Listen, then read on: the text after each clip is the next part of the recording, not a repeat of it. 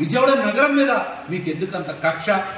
బుడమేరుని మోసం చేసి దారి మళ్లించి విజయవాడ నగరాన్ని బుడమేరు ముంచెత్తేలా చేసి బడుగుల జీవితాల్ని చిన్నాభిన్నం చేసి వారి ఆర్థిక పరిస్థితిని కోలుకోలేనంతగా దెబ్బతీయడానికి కారణం మీ కళని నిజం చేసుకోవడానిక? ఎవరి ప్రయోజనాల కోసం ఇదంతా చేస్తున్నారో చెప్పాలని మేము ముఖ్యమంత్రి చంద్రబాబు నాయుడు గారిని ప్రశ్నిస్తా ఉన్నాం. ఎందుకు విజయవాడ నగరాన్ని బలిపశువు చేశారు? విజయవాడ నగరంలో గతంలో ఎన్నడూ కూడా ఇలాంటి విపత్తు చూడలేదే. వర్ణదేవుడికి మా మీద ఎప్పుడు ఇంత కోపం కలగలేదే. అమ్మవారి దయతో ఎప్పుడు ఆనందంగానే ఉన్నాం. కానీ మీకు మా మీద అంత కోపం ఎందుకు, అంత కక్ష ఎందుకు? చంద్రబాబు నాయుడు గారు, మీరు ఖచ్చితంగా ముఖ్యమంత్రి హోదాలో మాకు సమాధానం చెప్పాలి. విజయవాడ నగర చరిత్రకి ఎవరైనా సరే వలస వచ్చిన చరిత్రే.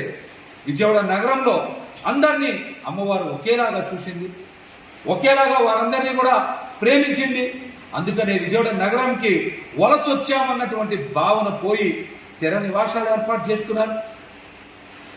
దశాబ్దాల తరబడి ఇక్కడే ఉండిపోయారు.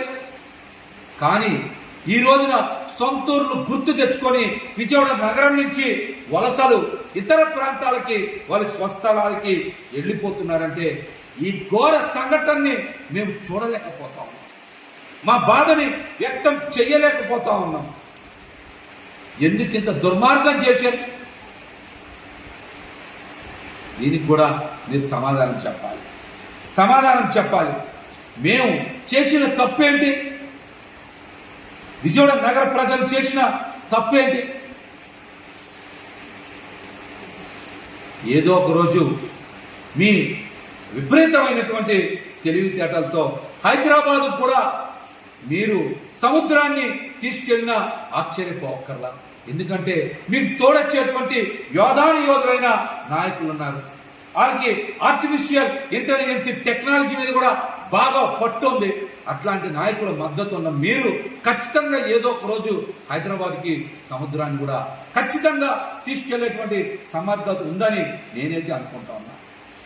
విజయవాడ నగరంలో ముంపు గురవడానికి కూటమి ప్రభుత్వమే కారణమని, ఈ విపత్తుకి నిర్లక్ష్యమే కారణమని ఈ రోజున ఈనాడు పేపర్లో 14వ పేజీలో చాలా పెద్ద ఆర్టికల్ రాశారు.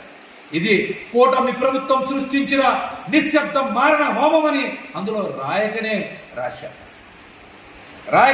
రాశారు.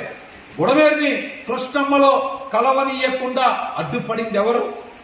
బుడమేరుని వచ్చిన వరదని పచ్చిన బంగాళాఖాతంలో కలవకుండా అడ్డుపడి బెజవాడని ముంచింది ఎవరు?